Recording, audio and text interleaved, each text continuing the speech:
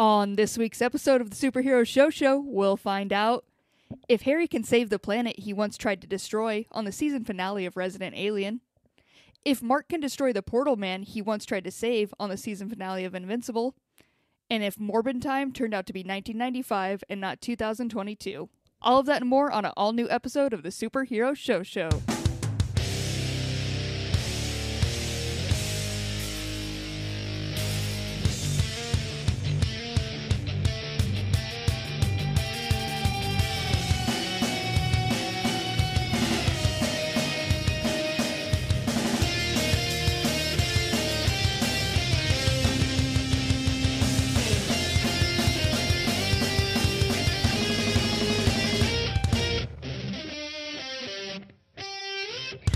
What's up, nerds? Welcome to the Superhero Show, the only podcast that covers every live-action TV show based on a comic book, as well as some of the animated ones. My name is Cassie, and I will be your host for this episode. With me, as always, is my best friend, Ryan. Hold on, Cassie. Sorry, I'm busy right now. I am watching women's basketball, college basketball right now, so if you'll excuse me. That game is over. Sorry, I was just watching my favorite sport. Women's college basketball. Wow, Ryan, you are again and again. Everyone, we get emails. It's like, Ryan's such a stand-up guy. Ryan's really an ally. Ryan gets it, and time and time again, you just show hell yeah, you're watching. You care about the women's tournament. Yeah. Cassie, did you know that as of this recording, the night before this recording's game, in the March Madness of Women, which I think they call Marchette Madnessina. That game got almost 13 million viewers, which is more than all but one NBA playoff game from last season. No way. And as a woman, you signed a contract, so you watched every women's college basketball game in the tournament, yes? Yeah, I made a blood oath, actually. And it's even if I'm trying to do something else, it kind of just appears up on a screen somewhere. And it's watch this now. So if you try to move the TV away from your eyes, at least one eye will just follow it all the way around. Yeah. And that's how I got this lazy eye. So then I can obviously ask, and this is, I'm not being a gatekeeper here. I'm not being a douchebag in a record store or a comic book store. Ryan would never do that. Not this guy. But go ahead and name me every team, and then the starters for every team of all 64 teams in the women's college basketball Marchette Madnessina bracket. Yeah, I would love to do that. It's just that's not really what this show is. It's a superhero show. It's not the Supergirls doing super dunks. Show. Not doing dunks, but okay. So Ryan, you're one of the good guys. Okay, I forgot. I'm sorry. Somebody ran out, just slapped me, and then ran away. I think it was Will Smith. Are we still talking about that? That's still relevant. Yeah. Okay, so we'll start another podcast. Yeah. Called Ryan and Cassie Talk About the 2024 NC2A Women's College Basketball Tournament, because podcast titles, they have to be very, very on the nose this day and age, and we will discuss. Well, we're not even going to discuss. We're going to sit there as you, with no computer, no internet, name all 64 teams in the bracket and all 5 of the starters of each of the teams. Yep, and that's going to be a great podcast over there for the people to find. And what happens, again, real quick, if you don't follow through on a blood oath? What is the rule there? It gets pretty dark. I got to give away a firstborn, an arm, my soul. It gets pretty dark, but I would never do that because I love the basketball. And I love women. Let's go, women. But Ryan, as much as I would love to say let's spend this whole hour that we have talking about women, because again, they deserve it. Let's go. Both of our T-shirts right now just say "Let's go, women." Let's go, women. We got this. But we do have to talk about comic book TV shows again, because Superhero Show, and I have another blood oath over here, and I gotta talk about comic book ones over here. A lot of your agent called me tonight, by the way, said no more blood oaths. Yeah. Why is he not calling you? I don't know, but no more, Cassie. That is it. Well, I listed you as the emergency contact and in charge of all my needs and stuff. You haven't filled in any of my prescriptions with my doctor or my pharmacy, so you need to get on that too. Most of these prescriptions just say add more blood to Cassie because she's spilling blood for blood oaths everywhere. Yeah, Ryan, and this is on you, is what we've discovered. No. This is okay. I'm the emergency contact for hundreds of people. Okay, I hand out my card. If you're in need of an emergency contact, write this name down. But like, I didn't agree to do anything. You're just writing my name down. So like, there's no responsibility on my part. No, that doesn't seem right. If you're like, I'm your emergency contact, like that's like kind of like an oath in itself. Is like, it's not, there's no blood, but there is an oath of like, I got your back, whatever you need. Cassie, my emergency contact on my current hospital paperwork, doctor pages, it says Princess Jones. Can you tell the audience who Princess Jones is? That is your beautiful puppers. Yeah, what is she gonna do if I make too many blood oaths? She's gonna get jealous. She is. She absolutely is.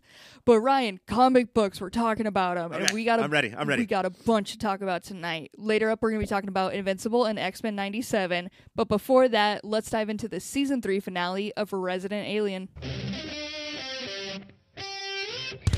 On the season 3 finale of Resident Alien, Harry, Asta, Darcy, and Handsome Joseph have infiltrated the Greys' spaceship and are trying to stop the Greys from making the Earth inhabitable and also trying to blow up their ship.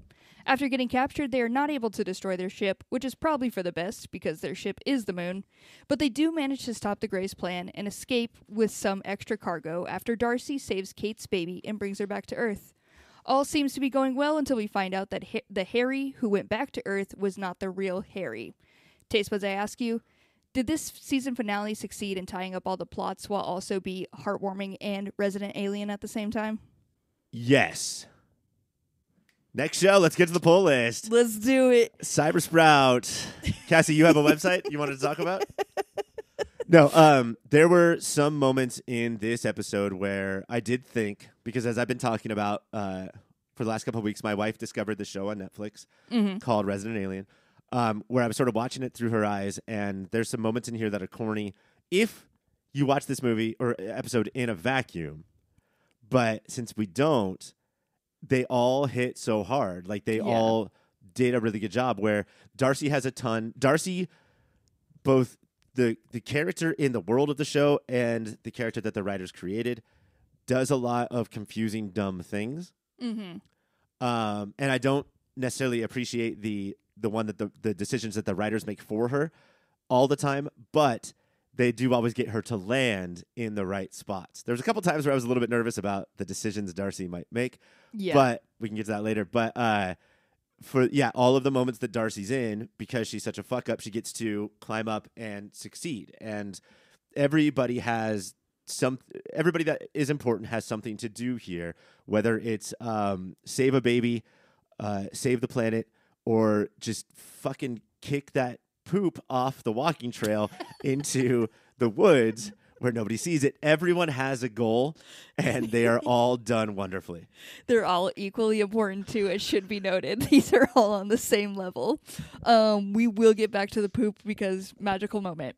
But let's focus on Darcy for a little bit. I think the very first episode when we started talking about this season, we mentioned specifically, like, I was like, do you think they're going back on Darcy? Because we started to make progress on Darcy's character and we were excited. And then it seemed like they quickly backtracked on her. And I was like, do you think they'll remedy this? And I should have never doubted them. I'm so happy that they gave her, like, this whole thing. The episode starts with her, like, she stole the bomb and takes it to the Greys base so she can get on the ship and blow it up. Like, she was going to sacrifice herself and was like, this is my purpose. Much like our favorite actor of all time, Randy Quaid, in the film Independence Day. Much like. And she's like, this is my purpose. But she's still being very Darcy about it. She's still making little videos and is like, I deserve a statue. This is how you spell my name. Great Darcy. But then she's not, like, the plan doesn't go well. She gets captured. The bomb gets taken. But she still does get to be a savior in, like, a way more meaningful way by saving Kate's baby. In a way, definitely a more personal way. For sure. And then, like, to the characters and us and the audience, I think that my issue was that with Darcy, like, we know that Asta and Darcy's relationship is the strongest of the show. And I know that you're going to say Mayor Ben and his wife is the strongest, but that's actually not true. Always jumping for that. And this episode and a couple of previous episodes cover the fact, like, they have arguments where they're foils to each other and sort of explain in a sometimes mostly organic way what their differences are. and Asta is the grounded, fastidious nerd, right? And Darcy is the wild card. And Asta says in this episode, sometimes the way to make me feel better, the way to think about myself is to think about other people and do things for other people, which is a little bit like, all right, Asta, settle down. Like, this is shit that boomers write on Facebook about themselves. But I do think it gets to the core of Asta. My problem with Darcy is that, like I was talking about before with the crazy things she does, as a wild card, taking a bomb to sacrifice yourself for the planet is a little bit too wild card. Just because you saw the love of your life with another woman and he's happy and that makes you happy and you realize what love is, you drive a bomb to the Greys, all of the handsome Greys. Just they push that pedal a little too hard with Darcy. She was in a deep spiral from that. You've ever been in a deep spiral after seeing an ex? Sometimes it results in you taking a bomb somewhere. It happens, Ryan. Don't worry about it. Number one, people take bombs places. Number two, do not worry about it. Don't worry about it. Things happen. So the moment when Asta's saying, like, you know, basically I get joy from, like, helping others. And, like, so the moment when they were like, she was like, the first time I met you, you jumped on my back and said, like, run or whatever. And I just kept doing it because of your laugh. I thought that was precious. Were you like, shove it? No. That right there, that's why we watch TV. That's a golden moment. I'm not being an asshole right now. I'm being genuine. Cassie, that's a good moment. This is good guy Ryan. This is two women supporting women. He fucking loved this moment. I'm sorry I can't help but be an ally. I'm sorry that, like, it just oozes out of me. Yeah, just one of the good ones. And then we have Harry, who is he's full mission mode, but he's also dad mode with his son, his kid. What's the kid's name? Well, right now it's Bridget, but he's Bridget. a son, and he's trying to figure out who he looks like or what he looks like or his whole thing. Very, I don't know, a parent that we should all look up to in this one way. Not in a lot of the ways that Harry does parenting, like tasing their kid until they explode all over the place, but in this one way of acceptance and giving them time. Perfect. But Ryan, what if your kid is so good at murder and you send it first into battle against like 5 aliens? Good dad or bad dad? But again, the kid is good at murder. Do I have a lot of enemies? Of course I do. And I'm just being supportive of what they want to do. I'm not seeking them. Like, I'm not sicking them. What's that word? Like, you know that you say to dogs, sick them? I'm not doing that with my kid. I'm just saying you find yourself, and if you find yourself in a group of my enemies, tear them apart, and then I'll be off to the side going, oh, my God. Oh, wow, you're doing it. You're doing it, kid. I understand that this is a sci-fi show and we just don't have the budget for it, but also we probably, like, there's probably no good way to fully do that scene. I mean, if we did, it would be like Invincible, which you complained about last week, of just being overly gory. Like, that was probably disgusting what Bridget did to those dudes. Probably nasty.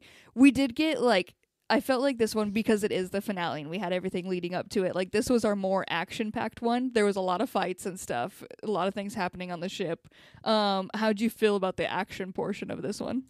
It was okay. There was nothing like the Harry versus everyone that we got last time, but I think that the goal for a finale like this is less about the choreographed action and more about the pacing of the storylines, right? Like, how do we edit it in such a way that we build correctly with seemingly normal scenes, and then we get to a point where it's basically a 30-minute montage. And it's not a music montage. We can still hear dialogue, but it goes boom, boom, boom to every plot line back and forth.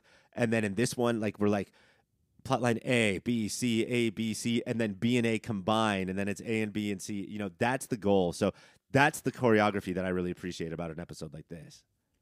Beautiful, Ryan. Look at, you're so smart. You're so good at this. If you can't ask me questions and then when I answer them, you make fun of me. Okay? No, I was honestly, like, impressed, and I just didn't have anything to add to it. So, you know, I just got to give you your props. I give props to you for putting words together, also supporting women. But there is, now I think that we've talked about the action. We clearly have to go to the poop scene, which happens. We have This is with the sheriff and the deputy. They're out in the woods trying to find an alien, maybe? Yeah, they're the most lost in this episode. Yeah. Well, I guess Terry O'Quinn, who plays Peter, who plays the guy who is covered in cybernetic Terminator stuff. Yes. He's the most lost because he played Locke in the show Lost. But other than that, these two are the most lost. And I'm proud of yourself. they're just every response is either I'm the greatest of all time or I'm a piece of shit. That's all you know. Two extremes. They're literally like out in the daytime with flashlights, being like aliens over here, nope. Aliens over here, nope. And the only thing on a hiking trail. Yeah, on a trail like, where not in the woods. People have hiked every day, all day. If they live anywhere like where I live, people are like, let's go on a fucking hike, man. It'll be fucking rad. We'll get water bottles. Anyway, hikers, get the fuck out of here. And the only thing for drama's sake that could happen is Sheriff Mike's ex-girlfriend comes back. That's like his big plot line of the thing. I think it should have been Judy Pooper. I like them together, but the show prefers this detective Lena Torres who shows up there. She's been tracking Mike the entire time, Cassie. Is that weird? Because I'm also tracking a Mike right now. It's definitely, I mean, it's a little weird, but when you love somebody, when you love a Mike that much, you gotta let it play. And if they don't love you back and you see them with their current girlfriend or boyfriend, just get a bomb. And number two, don't worry about it. If anybody should take away anything, we can't say this. We can't do this. No. Producer Dave, edit. Edit. There is, so they reconnect, they like mend things over so quickly, so easily. But you know, when you love somebody, you love somebody. And during this moment when they're like getting back together, perfect resident alien, the deputy comes up because she has taken Cletus, the little precious dog who the sheriff loves so much, to give him some space. And then the dog took a big old poopers. She needs a bag, and he's like, just get it. Just kick it out of the way. So while they're professing their love to each other, we do have the deputy kicking shit around. So she's a shit kicker. Cassie, you and I are both dog owners. One of us is a dog lover. But even if you don't have a dog or have never had a dog, I feel like, and this is happening, by the way, when the detective and the sheriff are on the sides of the screen reconfirming their love to each other. Deputy Liv is in the background kicking the shit. In the middle. Directly in between them. And even if you've never had a dog, you still know that perfect leg swing where you kick the shit. Like, so it does move, it does fly somewhere else, but you don't get it all over your shoe. You know, like there's a perfect action swoop. hero. Yeah, there's a swoop to it where like you have to use physics where your foot doesn't touch long enough for the brown to get all over it, but it does fly. It's hard, but it's possible. It's so important, and she tried for the swoop, and the swoop was a little bit off. It did not go her way. And then this equally important moment, I guess the other plot line we have here is we do have the mayor, Kate, and the mayor. He will always be the mayor to me. Sure. They are, dealing with the fact that they both know they've been getting abducted. He gets the chip removed, and she decides to keep hers because that's the only way to get back to her baby. And punch number one, just in this conversation. I was like, oof. And then we see her on the ship trying to save her baby with Darcy and getting taken away, essentially. Another big old punch. Just a lot of punches happening with the storyline constantly. Yeah. Kate and her baby are going to be probably ultimately the most memorable thing about this third season.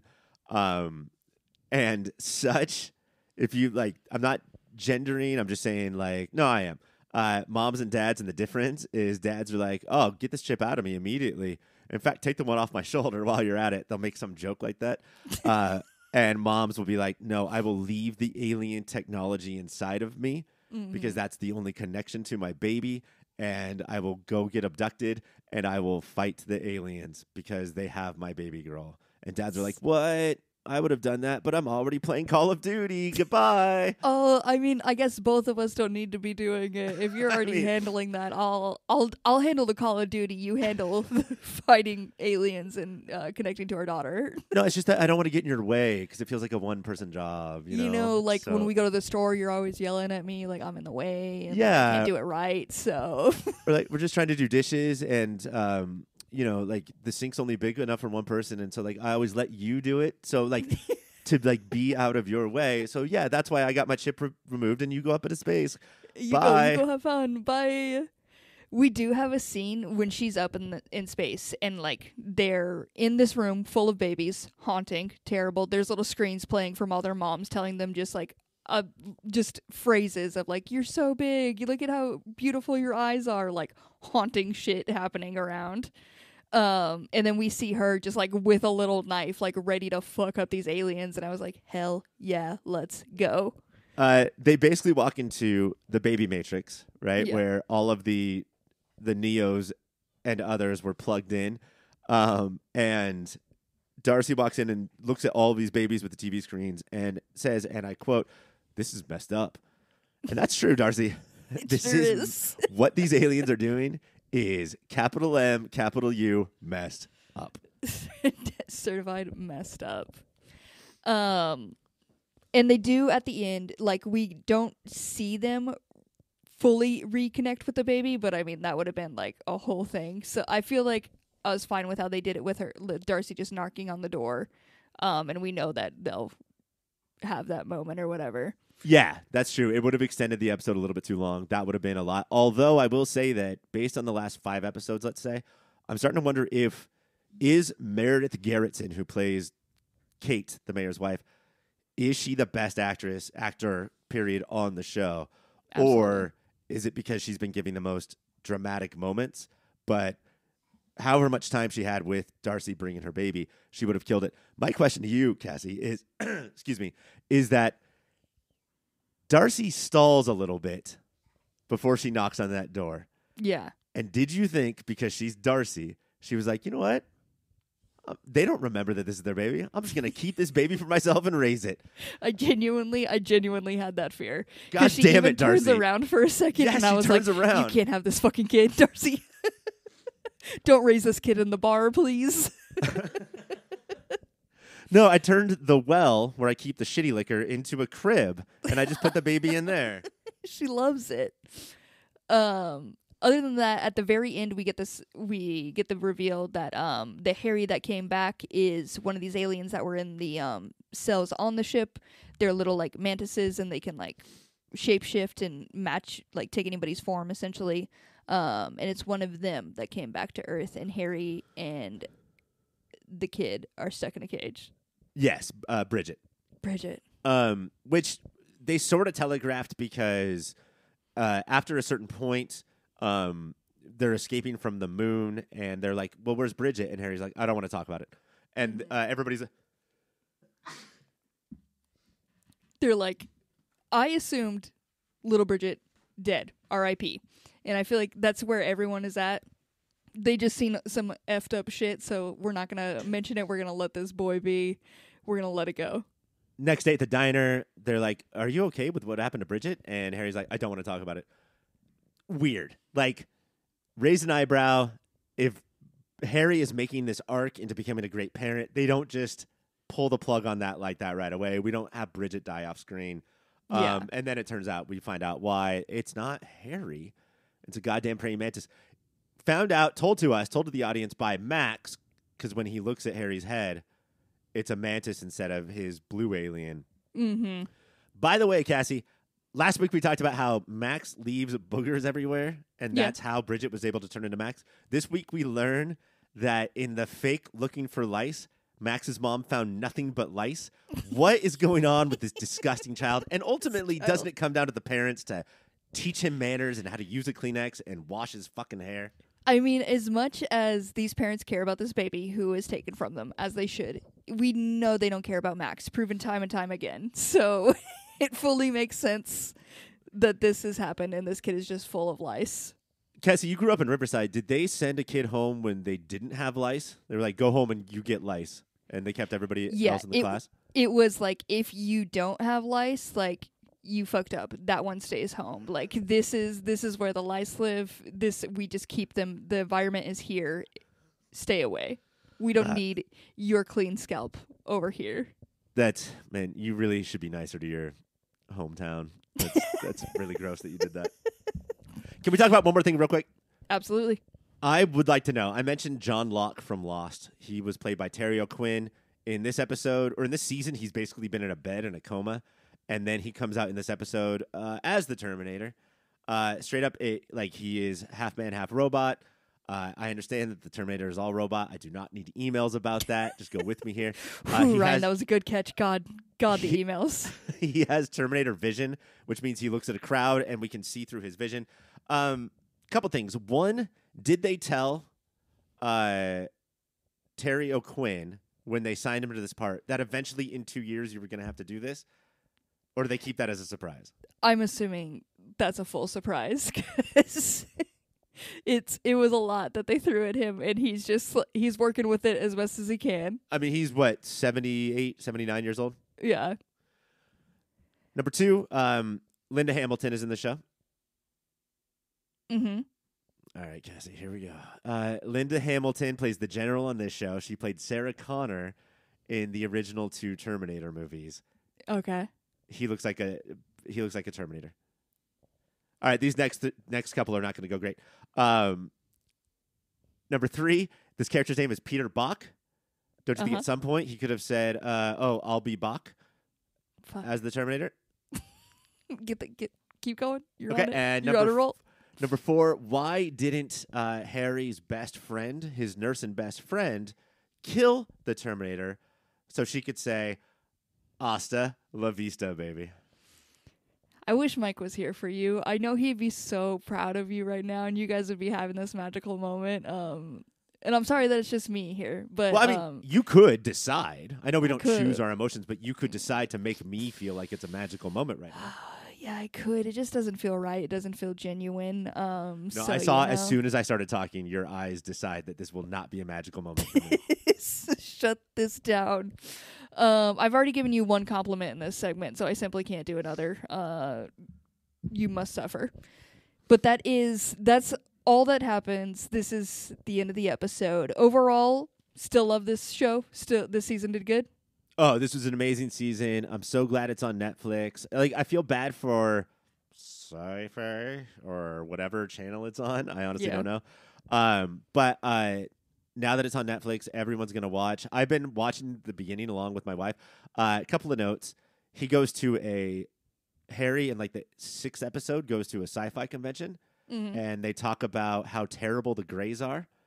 Yeah. There's some alien professional, and he talks about how terrible the Greys are and how fucking hot the blue avians are. Yeah. And that pays off 2 years later. So I can't believe he mentions how hot the blue avians are. Yeah. And also, my wife's least favorite character by far. Uh-huh. You want to guess? The mayor. No, she hates the mayor, but like he's too much of a dud to even like hate passionately. It's Sheriff Mike.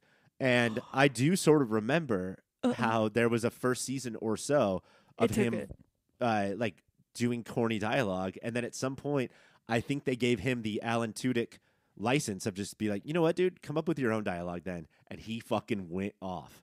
So I think that eventually she will see it. Good. Because, man, he holds such a special place in our hearts. It's so hard to see him as not just one of the greatest parts of this show. But yes, it is on Sci-Fi. The old ones are on Netflix, so if you haven't jumped on this yet, jump on it. It's an amazing show. That is it for Resident Alien.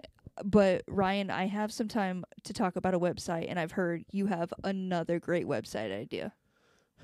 I do have a website idea. It's called Chili's TV and Movies.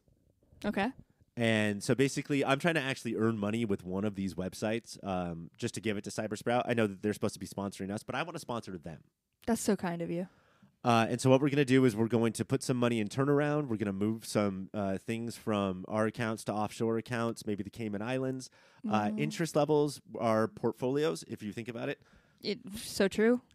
So what we're going to do is we're going to find opportunities for Chili's to advertise on TV and movies.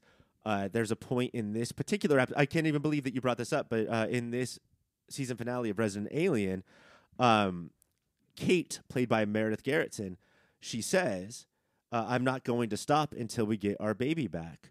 And then if we just take a little time out and it says Chili's on the screen, and then some singers come in and they're like, my baby back, baby back, baby back. I'm not going to stop until I get my baby back, baby back, baby back, baby back. Chili. And then it just goes from there. And the actors are just like smiling and eating baby back ribs for 2 minutes. That's all I ask. 2 minutes of your life. And then Meredith Garrettson, because she is an actress and a professional, goes right back to, no, but they stole my daughter and I want her back.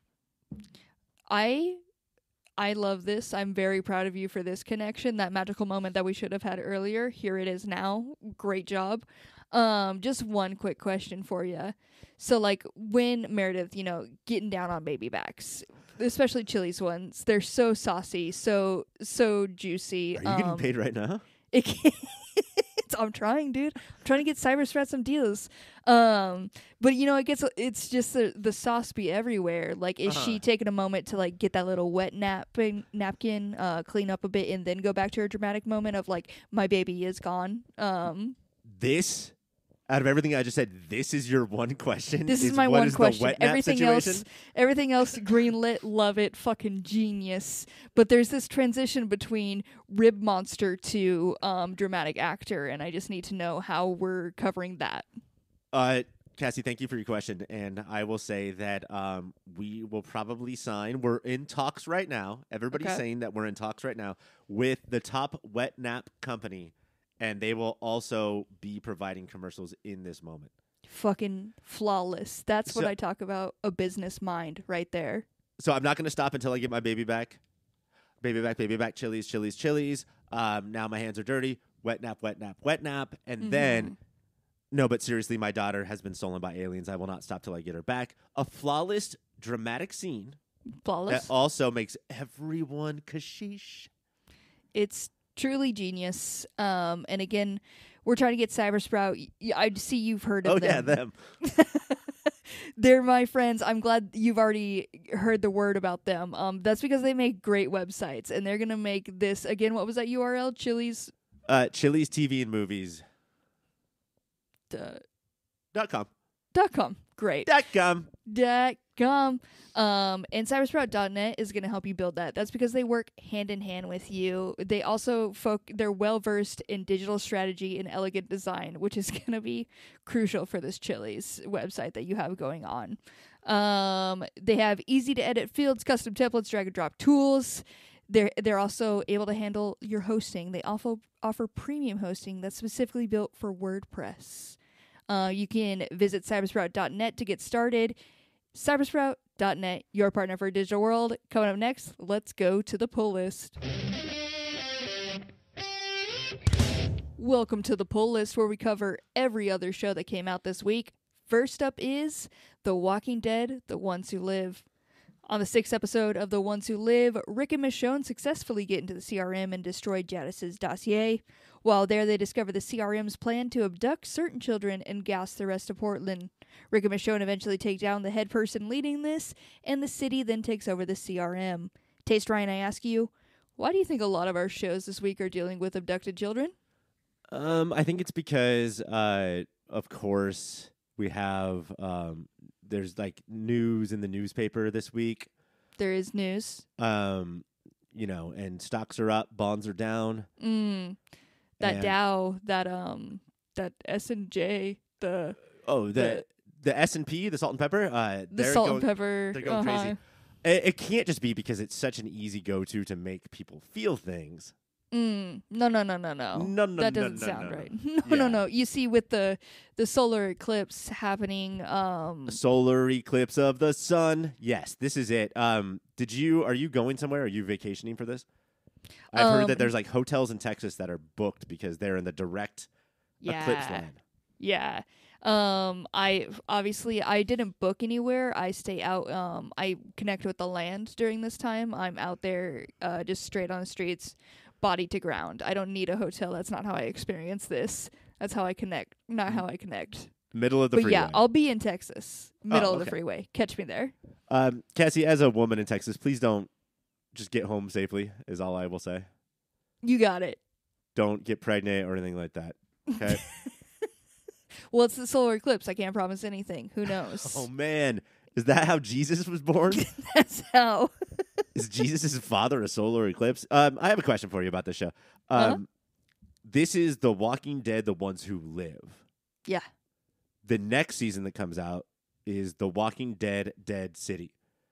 So do you like the ones where it's like you have dead and then nope live after the colon, or if you like The Walking Dead and then throw another dead after the colon? I like what kind the of Walking dead. Dead watcher are you? I'm a double dead just because I like the double down on it. I don't like the contradiction. I like the double down. So if it was The Walking Dead colon, the dead are the dead who are dying until they're dead. That's your. I would actually watch an episode. You would actually watch that show. You know what we didn't talk about this week or tonight? Because this is the big night of Resident Aliens season finale and Invincible season finale.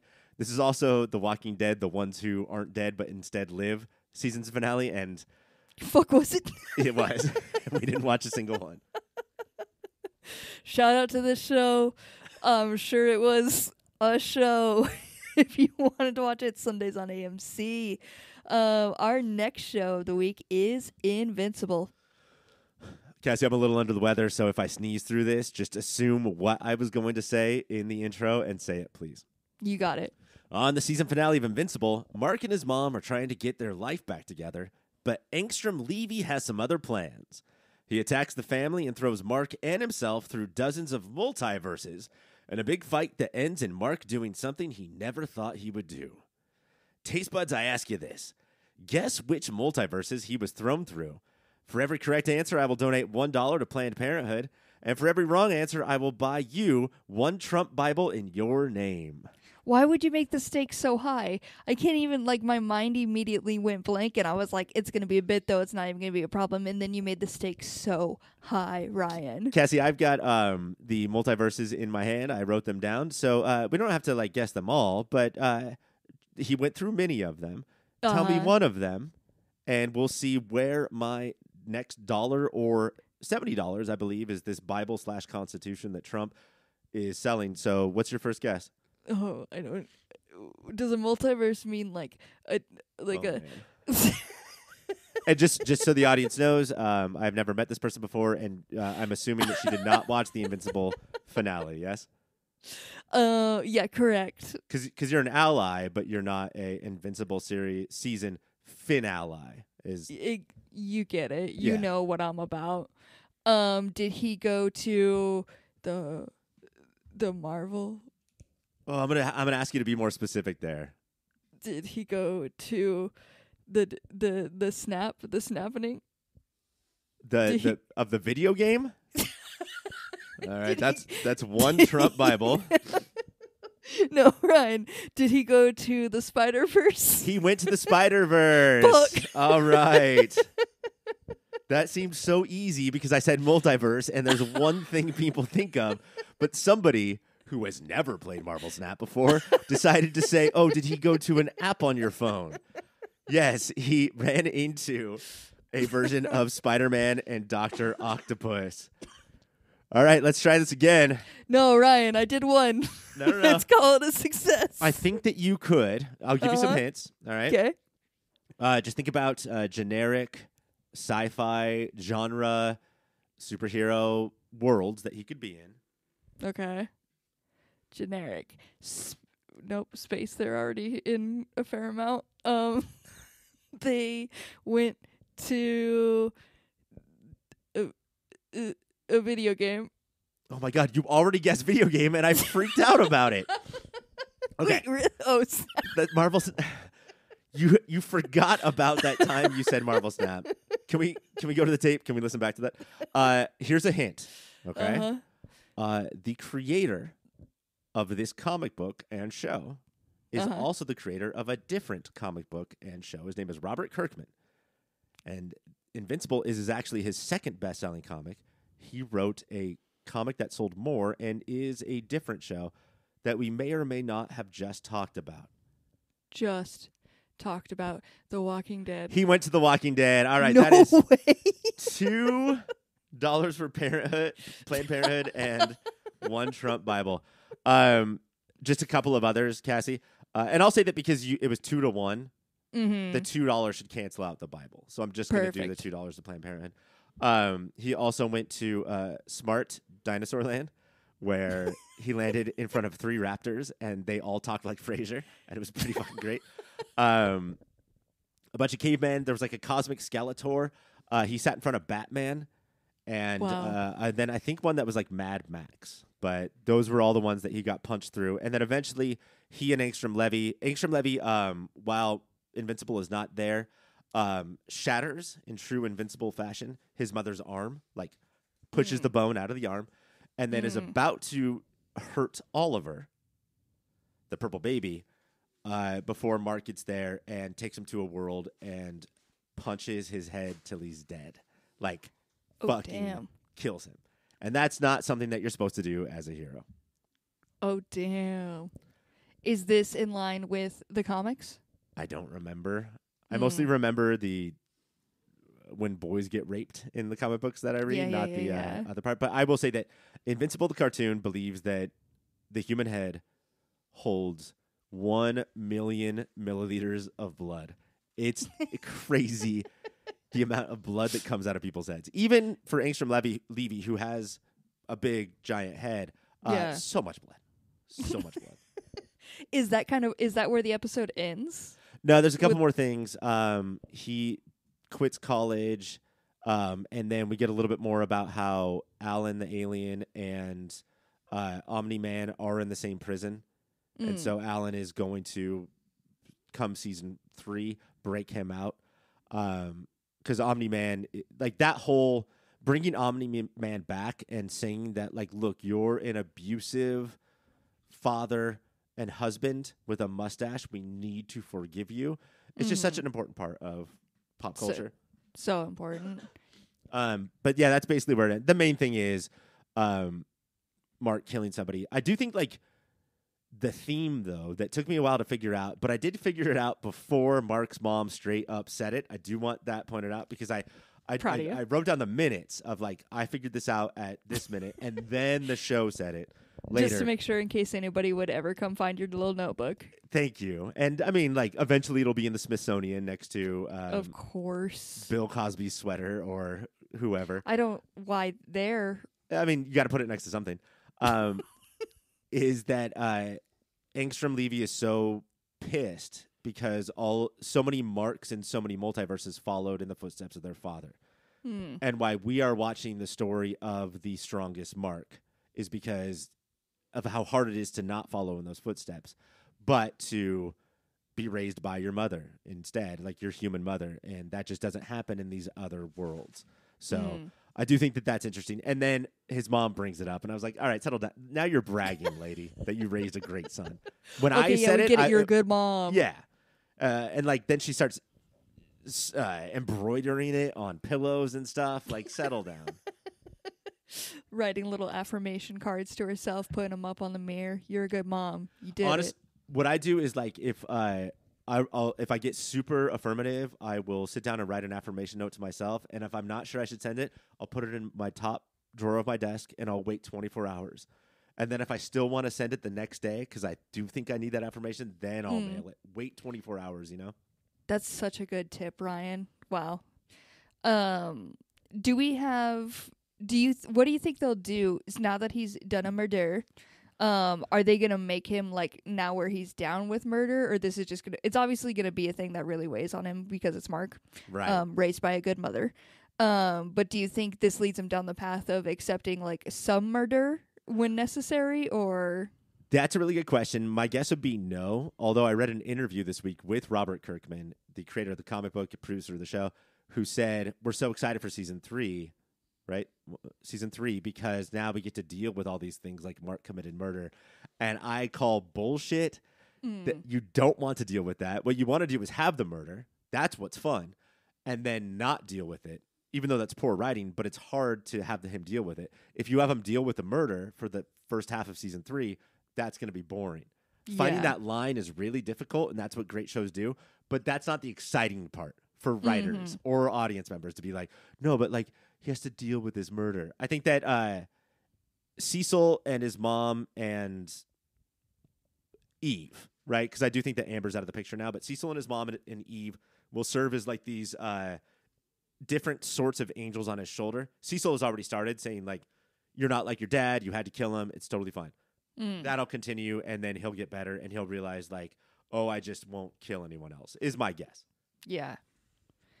That's obviously the biggest moment. So was there anything worth note with like any of the other protectors explode or anything of note with anybody else? Not really. Like we talked about last week, I think that so many plot lines ended. The one not throwaway, but like minor one, I guess, C plot, D plot, E plot one was that there was a fight where Rexplode almost died. He just got shot in the eye and the brain. Yeah. But didn't die. Just bigs. got shot. The shrinking lady, Shrinking Ray. Shrinking Ray. Good job, Rachel. Shrinking Rachel. We thought she died, but she did not. But then Duplicate did die because the guy smashed Duplicate 1 and Duplicate 2 together. Yeah. But Cassie, somewhere in Alaska, there was a Duplicate 0. And that's what I'm talking about. That's math right there. Absolute value, negative integer stock portfolio. This is what we're talking about. So Duplicate and Immortal hooked back up. And so this 16-year-old girl is once again fucking this 4,000-year-old girl. Twilight fans, take note. Maybe this is the show for you. There's something for everyone here. Let's go to moment of the week. What was your moment of the week? My moment of the week, I have to give it up to Mark's mom, who is doing an incredible job. We talked last week about maybe her storyline is wrapping up. After this episode, I hope not. She fights through a broken arm, and not broken like that time I fell off my bike and my arm got broken, but like bones are snapped. Obliterated? Yeah, like watching a boar eat a chicken wing, a buffalo wing from Wild Wings. What's that place? B-Dubs, Buffalo Wild Wings? Yeah, from Buffalo Wild Wings, a boar comes in and asks for an order of 12 of like the jalapeno kicker wings, and the server's like, is this a joke? Like a boar walks into, and he's like, no, I would just like to eat it. But then, much like a boar, does not eat them like a gentleman. That's how her arm gets broken. But still, the only thing that she can care about is Oliver, a purple baby that she met 2 weeks ago. That is the son of her disgusting ex-husband. That means you're born to be a mom, baby. Absolutely. Overall, this was the season finale, right? This was, yes. Overall, how'd this season compare to the first? I mean, I think the show keeps getting better. I think that the show keeps. I know this goes against the cast heads in the world who think it's stupid because there's blood and maybe somebody says shit every 4th episode. I can't have that in my sensitive ears. They hurt Cassie's virgin ears, but no, I think that the show keeps getting building the foundation and getting stronger and stronger. Well, if you want to see if Ryan's correct, check it out. It's on Amazon Prime. Our last show this week was X-Men 97. On this week's episode of X-Men 97, we get 2 episodes in one with 2 different stories being told. The first story we focus on Jubilee, who is trying to celebrate her 18th birthday, which ends up being spent stuck in Mojo's video game with Roberto. The second story is a 2-parter that focuses on Storm and Forge trying to get Storm's powers back, which gets derailed when a vulture demon thing attacks them. Taste Ryan, I ask you, what do you think is the reasoning for them giving us this unconventional split between 2 stories? First of all, Storm and Forge sounds like an alt-right website that is going to take down the Capitol in like 6 months, I would say. Storm and Forge. I don't know. Like, I saw the title before I watched it, and I was like, that is strange because it says Motendo / Life Force. Yeah, Life Force Part 1 or like Life. Yeah. And so I thought, because I'm an idiot, so there's going to be a Motendo / Life Force Part 2. Same. But no, this is the Motendo part and the first part of Life Force, and we'll get the second part of Life Force later. Weird. Either some writing went wonky, or based on going through Xtaz and now Smataz, they're trying to like imitate the way that titles worked back then. Yeah. I don't know. It was just so weird that it fully, like, we didn't get full credits, but we did get a whole new title card. Like, and instead of just having, like, you know, they would be, like, 2 stories going on that they don't connect, but you would, like, we would travel to Africa and then go back to Xavier's school. But they were like, no, this is two separate things. It's so weird. I was trying to remember. The thing that it reminded me the most of was, do you remember when Charles and Magneto were in Savage Land for like 5 episodes? But like, it wasn't Savage Land the back half of the episode. It would, like you're saying, cut back and forth as if it was a TV show. Yeah. Weird. Is very weird. But let's talk about the first one with Motendo. Did you instantly know this was going to be Mojo? Because that was a delight to me when that came up. I mean, I feel stupid now. Yeah. But when I saw it, I was so confused by the Motendo / Life Force Part 1 that it never occurred to me that Mojo has a video game called Motendo. Our boy Mojo. I love that they updated it. Like, they were like, you know what? What do the kids connect with? Fucking video games now. Mojo's in the video game. Yeah. He's put away TV. TV's dead. It's all video games. But importantly, not, what do they call it? Where you build the ladders? Then you Shoots shoot people? and ladders? No, not shoots and ladders. Flashpoint, or not the video games of today, but like, it is 1997 video games. Although I do have a problem here, Cassie. Okay. Not to be a stickler. All you right. know how It I sounds hate like to be you're a going stickler. to be, though. But it's called Motendo, which is a play on Nintendo. Yet clearly the system looks like a Sega system, and the game that's inside is the cover, like that's sticking out of the top is the cover of the X-Men Sega Genesis video game. And yet when they play the game, it's neither Nintendo nor Sega. It is the arcade game classic X-Men. So yes, what Ryan, are we doing here? Speaking for all the nerds, preach Ryan. I'm sure everyone is up in arms. Rally them. Let's go. Storm and Forge. I know you're making fun of me, but what you're doing is small fries because I'm the birthday Big Mac. Okay? That's all I have to say. All right. That was Jubilee, 18-year-old, this new Jubilee, man. Oh, and all the fucking people at home waiting for the Jubilee countdown clock to hit to her 18th birthday. Congratulations. She is 18 years old. You fucking sickos. What this new X-Men is doing so hard is showing that everybody's powers, no matter what it was, can be cool. Fucking Cyclops can like zip around using his little lasers. He's got like little moves. And now in this episode, so they're in this game world, and there's like a hacker there who's like helping them out, giving them extra stuff. This hacker, I'll say the big spoiler, but ends up showing Jubilee that there's more she can do with her powers. And essentially she can just move with her little sparklers as well and put those in little spirals and stuff. Or if you hold hands with another sparkler-like person, you can create, get this, a giant sparkler. But it's so powerful, and it can take down Mojo. How did you feel about them going into, like, so they fully get into this game and we turn into the, like, 18-bit screen or whatever, 8-bit, 16-bit, whatever the fuck. Are you familiar with this game? No. Okay. God damn it. And Mike, I'm going to just real quick, Mike is not here right now? I know he's screaming. Give him some time. Okay, so when we was kids, there would be a 6-player. If it was a classy arcade, there would be a 6-player X-Men video game that had like a double screen, and it was just a side scroller, which means like you would punch and kick bad guys. Probably has more to do with my Marvel fandom than anything else, is that you could be Wolverine, Cyclops, Storm, Nightcrawler, Colossus, and Cassie, of course, number 6. Morph. Dazzler. You could be Dazzler. Incredible video game. That's what they're bringing up here. And like, this is where it starts to feel a little bit like nostalgia is falling on top of itself. We're like, are we in some sort of Christopher Nolan movie, but instead of like incepting into people's dreams and then dreams and then dreams, it's just like, how many levels of nostalgia could we? I mean, there's a time, I think it was last episode, where Jean Grey, it might have been Madeline Pryor, starts hitting frames off the wall, and the frames she's hitting off the wall are comic book covers, as if they were pictures of the real X-Men team, like off the wall from 1991, 92, 93. Like, should I feel bad about this show and like watching it, liking it? It toes this line for sure, because there are things that I just like.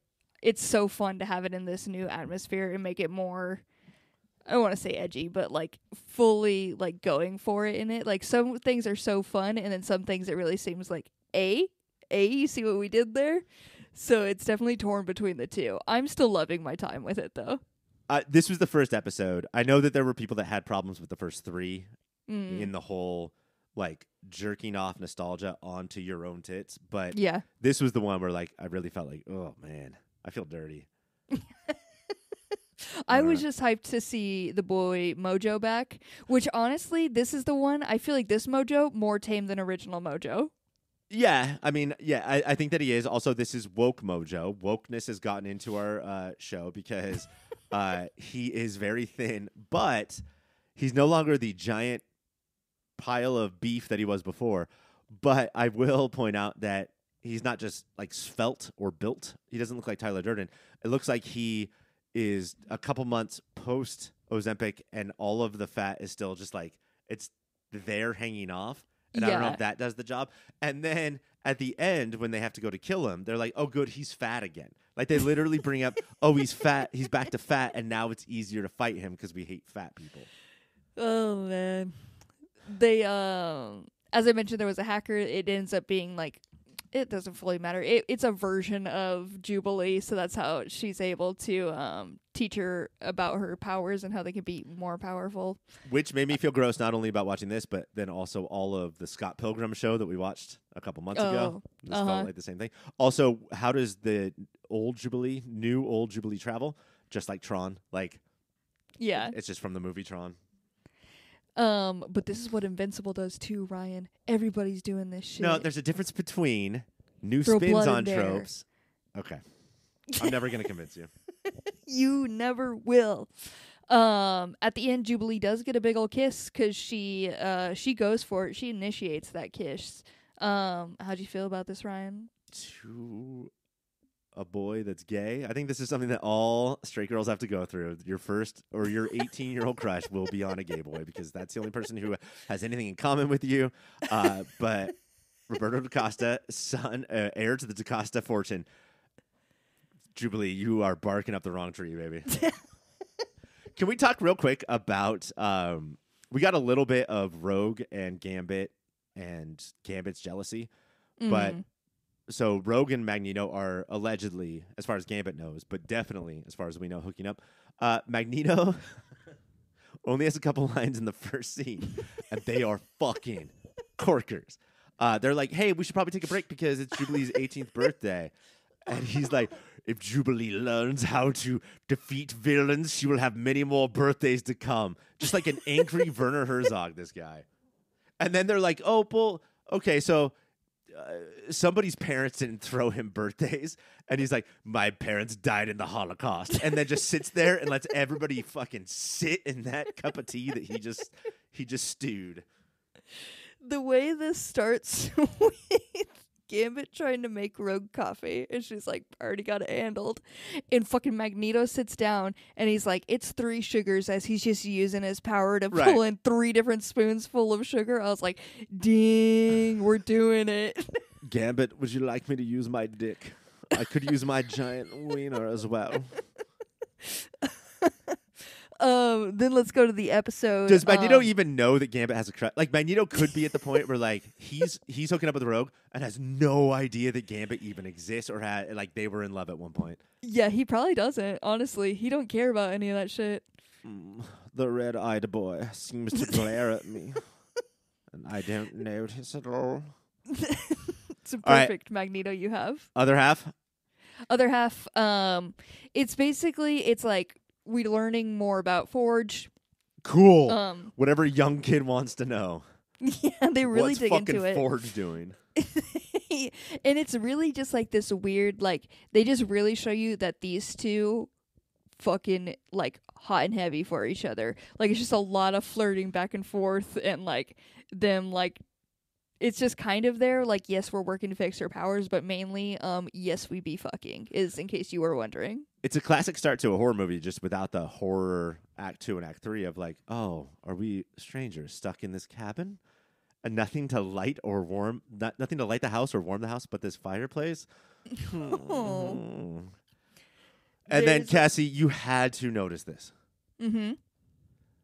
Are you talking about on the photos on the wall?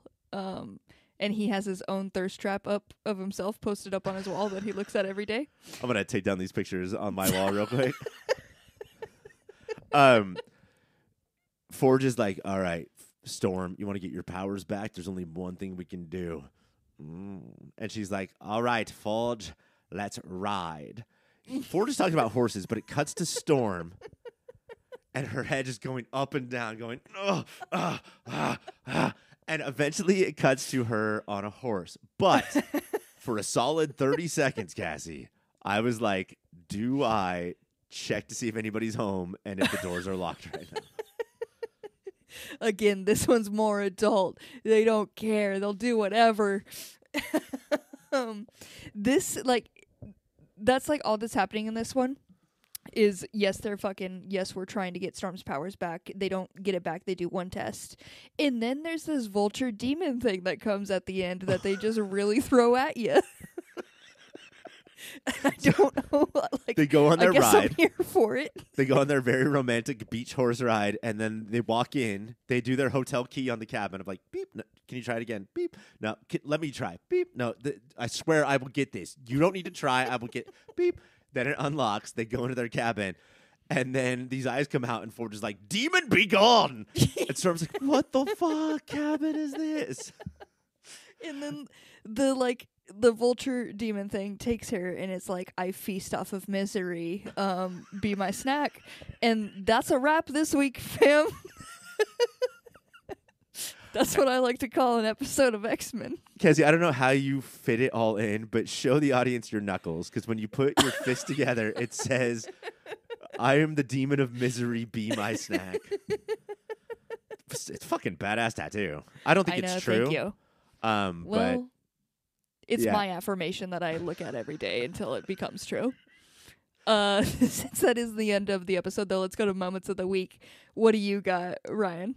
I think that I have to go with just to keep referencing our other shows. Jubilee and Sunspot are trying to get out of the video game, and they go to a phone booth, and they're like, a phone booth trap, that would be creative, and then they disappear through the phone booth, I guess, referencing the Matrix, and we just saw Baby Matrix in Resident Alien. So, Matrix, you get the points tonight. Way to go, Matrix. You earned this one. My moment of the week is when Mojo's talking about, he's like, I'm no longer on TV. And there's, a flash of all these little TV shows or something about, the X-Men. And there's Divorce Court, but with Summers versus Grey. Fucking can't wait for that one to air. Hyped for it. This show you should be watching. Give it a shot. It's Thursdays on Disney+. That is it for the pool week. That for the pool list and everything that came out this week is, of course, what I mean by the pool week. Sure. We all knew that. But coming up next is Estas.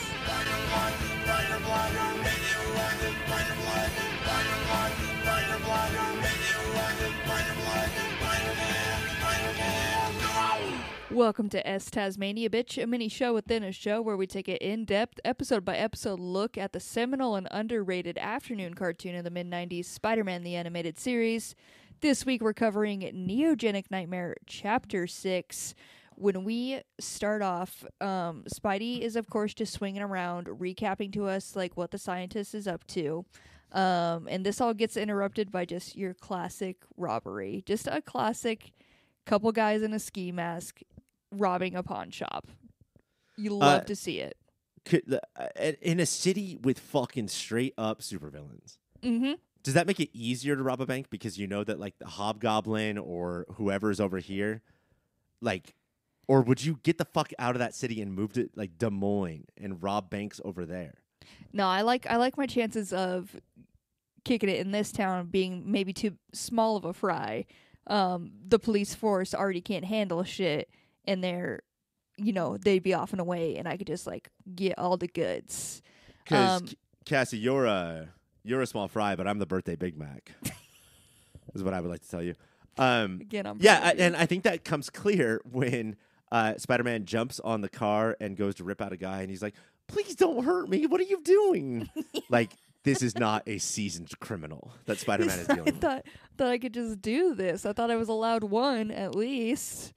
It does like you would think it'd be an easy wrap up for Spider-Man, but he's having these weird pains from his mutating genes, and it causes big ouchies. So this doesn't go his way. He like gets thrown off the car. The robbers take this as a chance to take out Spider-Man and become heroes because again, everybody hates Spider-Man. So they're like, this is our chance. We'll now be heroes. But then the true heroes come in, Cassie. I mean, Say it. Come even on. Spider-Man was like... Spider-Man's like, oh, fucking police. Wow, way to go. Actually doing something, would you look at that? They show up, they try to catch Spider-Man, he gets out of there. We then cut to Dr. Crawford, and Spider-Man has just broken into her office and is being a real asshole. He starts off just like stealing stuff off her desk, climbing up her walls. Yeah, wear a ski mask, bro, if you're going to do all that shit. Can I admit something to you? We talked about her last week. I totally forgot that she was Craven's ex-girlfriend. Yeah, I didn't. I'm glad they made that connection for me because I didn't at all. Shout out to this being a show for children where they really hold your hand. Where they're watching it week to week. I guess we are too, but still. I was like, she seems familiar, but that's probably because I've dated so many doctors in my life. Not because I want to. They're attracted to me. It's kind of just the vibe. But she was like, finally in her third appearance in this season, Neogenic Genesis Part 6, she was like, oh, I should call my boyfriend Craven and see if he has any advice. I was like, thank you. That's where I know you from. That's what I needed. Yes, Spidey is the one who brings this up because he's being like a little bit of an asshole at the beginning, but it seemed like normal Spider-Man. And then it really starts to ramp up because she's like, I have this serum. It's at the moment in the test sample, it seems to be working and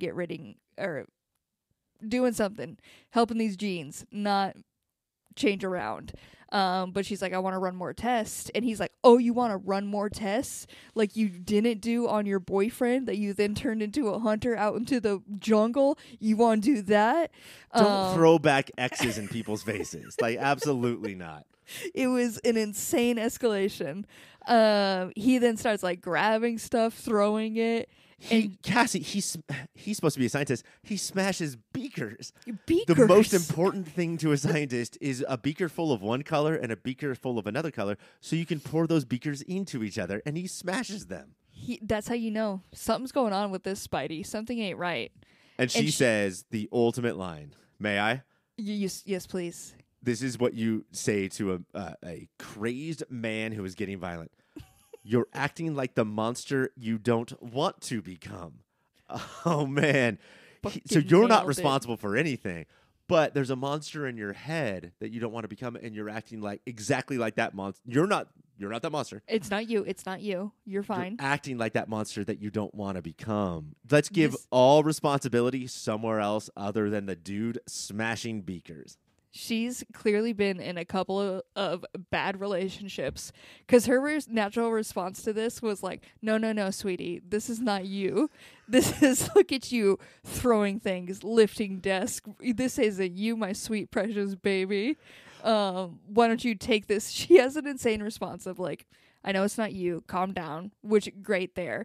And then she's like, you could still take this serum, though, because I could tell you kind of need this fix, so bye. I was like, two different things here. Look, you are crazy because you want heroin. Why don't you just take this heroin? Yes, go ahead. I don't fully want to deal with this, so you can be on your way. He then goes, because now he has a science beaker, and he broke all the ones here. He has to go to a new lab so he can test this out. And the only other lab is the school, so he heads over there. And we see Michael Morbius. Not played by Jared Leto, so we will have to have a conversation of who did it better, this voice actor or Jared Leto. And we will absolutely have to have that at some point. That's definitely going to be like a couple of segments of a future show. A future one, and we absolutely will. Where we rank them. No, bracket. Morbius performances. We love a bracket. But he's there, him and Felicia, and they're just talking. He's like, oh, you go to bed. I can't because I have this science thing to do. It's I eat, sleep, and breathe science. So you go get your rest, nighty night. And he gets into the lab, which Peter thought was all to himself, while he's doing his little science thingy. And he gets the ouchies while he's testing it. He's like tests a little bit on his blood instead of just taking the serum because he has a little bit of a smart moment. And during that, like, he's like, all right, this can wait till tomorrow. Morbius comes in and is like, what is this beaker that he left here in his locker? I must immediately grab it. Insane. He Put also your name on your beakers, and that way people will not steal them. That was the thing. He somehow also instantly knew what was happening with his beaker. Like, he knew it was, like, messing with the genes in some way, and he was like, I'm gonna lose this science bet grant thing, whatever the fuck it is. I must figure out what he's been up to. Cassie, I'm going to say straight up, based on this podcast, we know more about science than finance, and I thought we knew everything about finance. We have been talking. We've been giving experts. people so many tips tonight about buy, sell, portfolio. Diversify the portfolio. Oh my God, always diversify. You gotta do it between. Unless it's not time to diversify, and then do not diversify. Oh, the market is a little scary right now. Keep it safe. Low stake. Bear, bull. Cassie, I do have a thing here. I thought that this entire season, which is all one storyline, as you could tell, because we keep saying Neo Genesis Nightmare Part 6. Is that what we're on? Yep. 6? That Morbius was always a vampire. Yeah. He sneaks up on Felicia Hardy like 2 minutes before what we're talking about right now, and he's like, who do you think it was? Bela Lugosi, who played Dracula in a movie. I thought that he was just a vampire, and we were supposed to catch on to that. Then we see his origin story right now of him becoming a vampire. We do. He's got a secret lab that he goes to do his dirty science, and he invites Felicia to it because he's stolen the neogenic machine and brought it to his secret lab that's hidden somewhere in the school. And, you know, there's a bat that flies around for no reason. Don't worry about it. It doesn't mean anything. Well, we've been seeing bats all season and all series. So for there to be one here, of course. Of course. And Felicia's like, what the fuck is that? He's like, don't worry, it's just my vampire bat. They only eat other little vampires and smaller things. Not to worry. And then, yes, he starts the test on the machine. It's like his one last shot. A bat gets in the middle of it. A bat bites him, of course. And he does start to turn into a vampire. A vampire. Michael Morbius turns into a vampire named Michael Morbius. Cassie, I have to ask, obviously. You're in the lab late at night. I'm not going to start singing that Halloween song, but and you're testing, and a laser comes down, and it turns you into you plus another animal. What animal are you thinking about doing? First thought, best thought, connecting to what the Earth wants for me, turtle. Pretty rad, huh? You want to be more like a turtle? I just want that turtle vibe, turtle life. You know how most people will be like, I want this power, like cheetah, apex predator. Like, this could be useful. This could be helpful. Not my vibe. Give me turtle. Cassie, all you do in your life is run slowly and put your hood on when you're scared. Yeah. You want to be more like that. Yeah, and I also eat lettuce very slowly. These are my top traits. With no hands. Cassie at a salad bar is disgusting to watch. Sizzler, I have been banned from every Sizzler in the country. They will not let me step foot in there. But thank you for asking that question, Ryan. What animal would you like to be morphed with? Oh, man. Obviously, it would be human being. Because now... a human just like me. So now I have double the strength of me right now. Damn. Can you even imagine how much strength that is? I can't even imagine, dude. You're so strong right now. I would pick up a gallon of milk and I wouldn't even go. Damn. That's how fucking strong I would be. It's fucking impressive. He starts to turn into a vampire. Double dude. He's down with being a vampire until he sees how ugly his fucking face is. Has a little bit of a freak out, but then he's also hungry, so he has to go feed. He feeds in the worst way I would have I don't know who came up with this shit or why it's like this. He goes straight to Sizzler. Just pulls out his neck. Like we see him, he attacks this person, and there's like we see them turn him over, like people find him, and he's got like all these little marks. And I assume that was like a bunch of little teeth marks, like he just went in a lot of spots. But instead, his hand has these little sucker things, and he just kind of like all the little mouths on his hand, like. Suck the blood. It's fucking the worst thing I've ever seen. And so he's just putting his hand on people's faces. When we first see his first victim, what I'm thinking, because I've seen vampire lore before. Yeah. Michael Morbius hasn't, but I have. Like, hey, fucking Michael Morbius, open up a book by Bram Stoker instead of a science book and read how to be a vampire. You fucking straight bitch. But what he's doing is he has little suckers on his hand, and he puts them all over his faces. So when we see his first victim, nothing on the neck, just holes all over his face. All over Cassie, the face. do you know what trypophobia is? No. Okay. This is a trendy phobia, like 10 years ago, 20 years ago, about fear of small little holes. Just things that have like small little holes. Does this ring a bell? And to see fucking Morbius's hole-filled palm just stick on people's hole-filled faces. It was absolutely disgusting. Trypophobia warning, do not watch this episode if you have that completely, totally real, scientifically proven phobia. It's like, I truly don't know, like, the fucked up person who thought of this, and I don't know why it's like this. It's literally the worst thing I've ever fucking seen portrayed on the screen. I hate it. Should there be vampire rules that are permanent in pop culture? He also, at some point, just goes into a house uninvited. Uninvited. Because a lot of the lore's there. Like, a lot of the things, like the bat, you know, I don't know about garlic Sunlight. and steak. But, yeah, he does, like, he's kind of spiraling, like, and Spidey's chasing him at this point, I'm going to say. But he's getting hungry because it's been a bit since he's fed.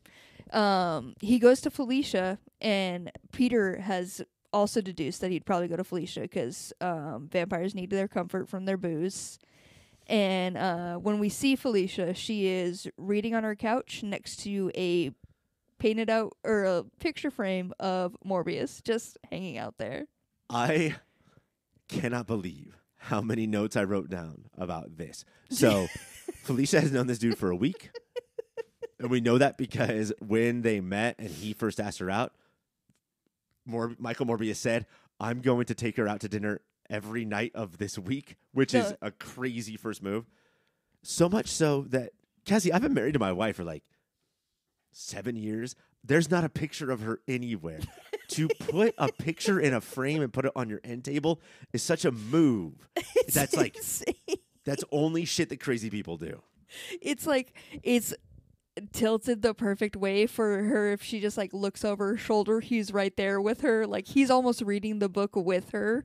This poem is so romantic.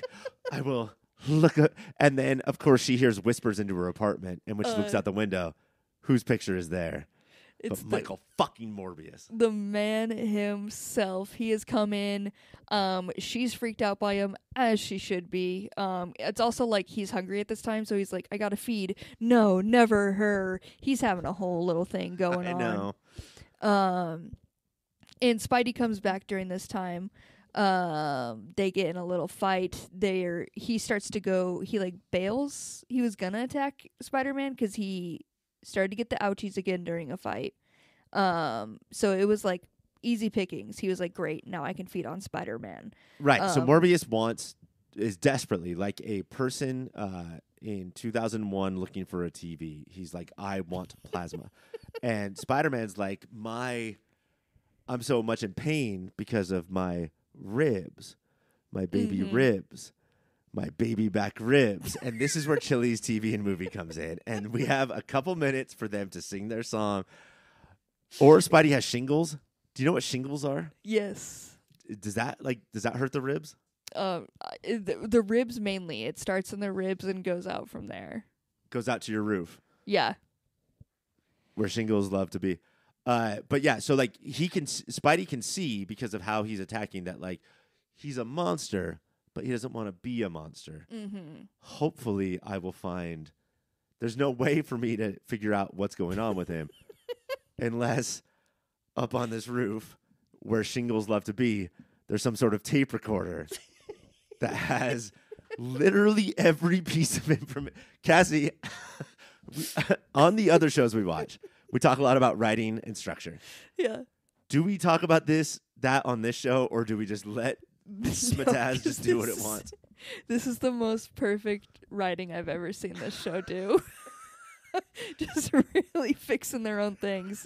Because throughout all of this, Morbius is a science boy, so he has been documenting everything happening into his little tape recorder. Which you have to do if you're a scientist. If you gotta do it. You have to do it. And sometimes when that scientist then turns into a vampire and he flies around, that tape recorder falls out of a little pocket. And Spider-Man can just play it from the exact moment he needed to get the whole story and understand. He turns it on, it's like, I'm Michael Morbius, fast forward. I hate Peter Parker, fast forward. I'm becoming a vampire, oh no, fast forward. By the way, this is stuff that the audience all already knew. Yeah, this is but now we have to watch Spider-Man listen to the dialogue that we had heard 3 scenes previous. It's flawless. It's perfect. So he's now like, this is my boy. He's turning into something he doesn't want. I'm possibly going to face this future. I got to get to my boy. I don't know. He just goes on the hunt for him. We then cut to the doc, who is the Dr. Craven's. Craven's. Craven is not a doctor. Very much. He's doing not a all doctor. of this unlicensed. But yeah, Sabrina Carpenter. I think is her name. Carpenter, absolutely. We cut to her. She's still watching like what her little serum's doing on her test, and she's made the discovery that it will fully take away Peter's powers. Which once she makes this discovery, instead of calling the person it would affect, Peter, she calls up her boyfriend Craven to tell him on his cell phone in Africa on a safari. He's like mid-hunt of a lion, like ahoy, ahoy. Oh, Sabrina Carpenter, how are you? How was your tour with Taylor Swift going? So the information's getting out there, but sadly, Peter didn't get the memo because he took that serum, and we just see him. But like, hold on. on. But to be clear. So Dr. Sabrina Carpenter gave Peter the serum, and she was like, this is all A-okay. And then after he clearly took way too much, she was like, oopsie poopsie. Yeah. Okay. Which happens sometimes. It happens. This freaking happens. He's like, at this point, I thought he was just going to lose his powers, but it takes a fun little turn, and he just sprouts out a bunch of arms from his ribs. His what? His baby back ribs. His baby back. His arms come out of his baby back. This is another comic book storyline. I want to say it's around number 100. So this is about the time that Morbius was introduced in the comic books. I think in like the mid 70s. Great to see. There was one thing that I was surprised about with this episode. Is that I was hoping that he would meet a 7-boobed woman, and he would say, "I wish I had 7 arms," and she would say, "You're doing just fine with 6." Is what I was hoping would happen. Yeah, we were all hoping for that. I mean, we're all on the same page with that. Yeah, absolutely. Collectively, we all had that. That is the end of this episode, though. So that means it's time for awards. Ryan, let's start with best web zinger. What do you got for it? I have a question for you, Cassie. This is a trend that I've noticed, so I want you to now think about this in future episodes that you watch. I think that in the first and last minute or two, the writers are like, "Oh yeah, Spidey quips," and so a lot of our awards go to the first or last 2 minutes. Yeah, and they're just like in the middle, we just exposition. So what I have for the zinger in this one was. I have to stop these criminals unless this is one of those inner city midnight ski teams when he sees the bank robbers with ski masks on. Yeah.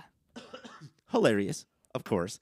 One of our generation's greatest comics is Peter Parker from the show. Oh. But again, first couple of minutes. Yeah.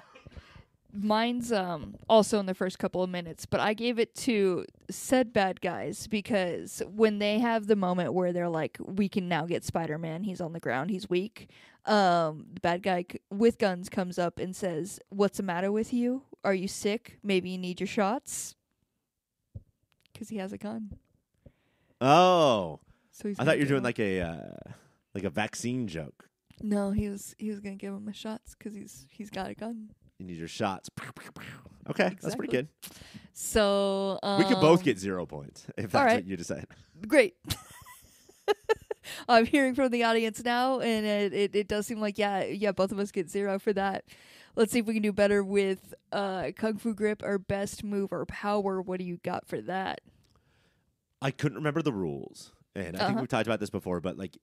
I was wondering, is this a Spider-Man specific thing? Because I think that every time we add an action move, it's supposed to go onto his like action figure. Yeah. But I had to give it to Morbius, who just has no problems flying, right? Mm-hmm. Like he doesn't. It's not like one of those Invincible, like ugh, and I'm off. But he just like floats magically away. Floats is so graceful at it. Such a beautiful boy flying out that window. And that's not from the bat. That's just from who he was before he got bit. He's just a graceful boy.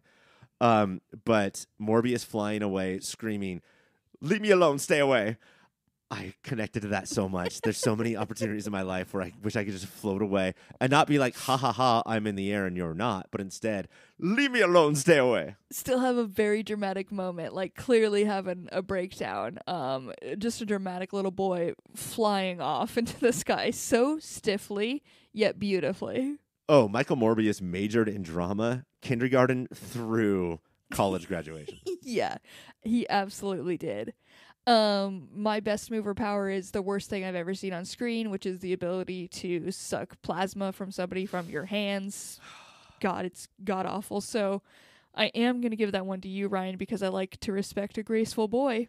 So I'm going to give you 3 points for that. Our next one is most 90s thing. What do you got for it? Okay, so this is something I've been meaning to bring up for a while, but I'm going to do it here for this award. Okay. Neogenic Nemesis Part 6. Uh-huh.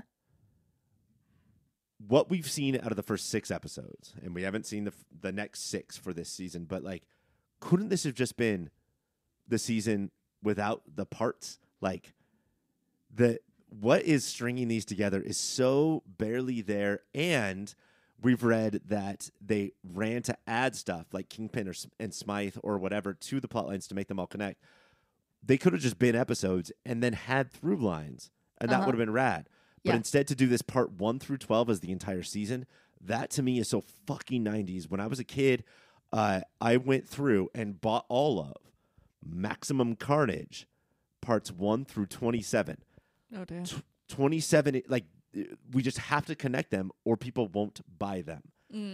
And for some, like, you might think that, like, no kid is going to see Neogenic Nightmare Part 7 and tune in then, right? Like, that's sort of a deterrent to tune in then. Yeah. But there was the thing about the 90s of, like, no, everything is epic. Everything is a billion parts.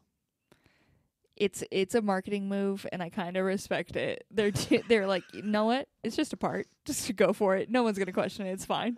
It's just a part, baby. It's just a part.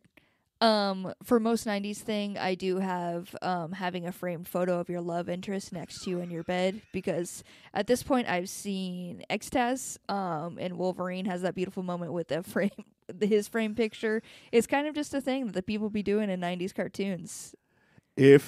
Would the scene have been better if Felicia Hardy picked up the frame on her couch, looked at it, punched her claws through it, and then fucked it with her penis? Would that have been better? That clearly, don't even need to ask that question, Ryan. Of course that would have been better.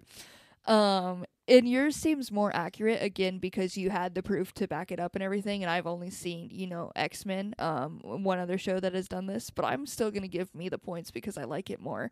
And because you were born in points. 2016. Yeah. Your only attachment to the 90s is me and Mike and X-Men the Animated Series. This is the only reference I have. Our next award is New York is a character. What do you got for that? I thought there was like a clear and obvious one. until Cassie, something sparked my brain.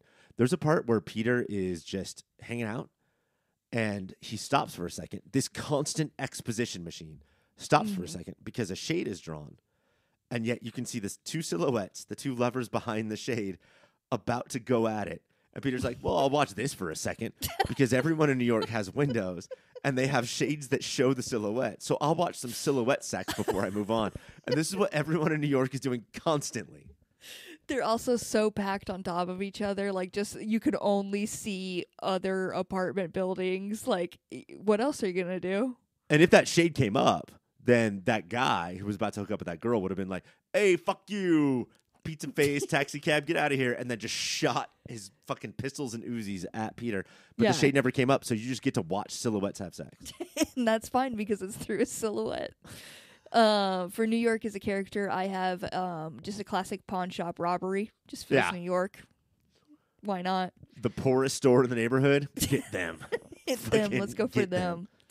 Honorable mention, though, this is when I really feel like the Gargs came to play. He named one Bruce. Like, Spider-Man is now just fully talking to gargoyles every episode. Oh, yeah. His therapy session, like, we had a long one with this gargoyle. Real existential crisis happening, and Bruce is helping him through it. Fucking love gargoyles, though. I'm gonna give you 2 points for yours, Ryan. Final one, a chance for you to get some bonus points. Cassie compliment. Do you got anything to compliment me? Well, as is tradition, I will ask you to go first. So please go ahead. You did it. Towards the end, when Morbius is running out of steam and we're trying to decide what vampire rules we're going to play with and what we're not going to play with, the sun is about to come out and he falls at the ground. His trypophobia, disgusting holes in his hand go away. 40 students out of nowhere run up to see what happened. And then Spider-Man says before he leaves, oh my God, he's back to normal. And what I realized watching this is that Cassie is my son. Wow. She's just a bright light that always, no matter what I'm feeling, always brings me back to normal. Wow, that was very touching. Thank you so much. You're my best friend. I'm going to give you 2 points for that. Also did remind me, I did skip a big old portion of this, but there was just a lot of back and forth of them chasing each other. But during one of it, he does. We see the whole sun thing. He goes into the hospital, but it all ends up not fully mattering. So You hit the important part where Peter puts on a dress shirt and arms rip out of it. Yeah, that's what we really had to get to. That is it for the Webbies. I gave myself 2 points because I deserved it and I did great. Ryan, I believe you have 7 points around there at least. Decimation. So you clearly took this one, but you've earned it, champ. You did it. And that's Neogenesis Nightmare Chapter 6. And that is it for this show. Please subscribe. Do you think people at home understand that like our relationship is co-podcasters, but also government? You are the government-provided big brother to me, somebody who is twice your age, and you just like mentor me, and you're my father figure. Is everybody getting that at home? I think they're getting that. Okay. Even though I said like you're my emergency contact and control of all my stuff, so I don't know what was really working for us here. I feel like if you're the kind of guy who is going to be a big brother, you're going to need children to be your emergency contacts. But just the way that you called me champ is just like... Fucking champ, slugger, get out there. Wait, I'm not a champ and a slugger, am I? My goodness. For this episode, yeah, you are, Ryan. Yeah, you are. That is it for the show, though. If you want to be a champ and a slugger, please subscribe or follow wherever you get your podcasts. You can catch every episode that we put out on YouTube. You can find us at Your Pop Filter.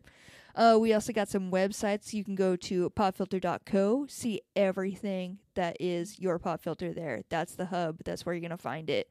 Ryan recently let us all know about a very cool filter that's happening over there. You can let it know what person you want to hear, and it'll filter you until you're there on these episodes. If you're the kind of person who's like, for me, Caitlin only, email us at contact@popfilter.co and let us know who you are. The Caitlyn only people we want to talk to. We have some things to say. I have some people to connect you with. I am worried.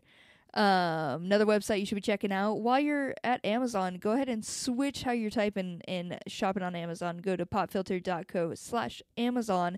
That way we get a little bit of the monies. Thank you very much. We also got another show on the network. Ryan, can you tell the people about it? Cassie, this week, 1984 has still not started. We're still in the intro. But if you listen to this week's show, you will hear the 16 shows that are going to get episodes for the 1984 season. It is the biggest season we've ever done. We have guests on every episode except for the first, so don't use that as like an indicator. But after that, we are absolutely going to crush it. You're going to be hearing it on like Time, Newsweek, News Time, Time Week, Time for more news. Time for more news.com. Eat your news now. Eat your newsables. All those. All of them. All of them brought to you by cybersprout.com. .org.co. .shit. Your partner for digital world. This season is absolutely going to pop off. You should be definitely subscribed to that one as well. We're also on social media. We're at Your Pop Filter on Instagram. We have an email, as we mentioned, contact@popfilter.co. Just send us whatever you want over there. Your opinions, your thoughts, your questions. That's where you should send them. Next week, Ryan, we have a show. It'll be coming out. And we will be discussing X-Men 97, Spider-Man 94, and the return of Caitlyn. Are we ready for that? I don't know if the people can be ready, but you need to get ready. You have a whole week. Return of Caitlyn. That is it for this week for Mike. I'm Ryan. For Ryan, I'm Mike. For me, I am E. Bye, everyone.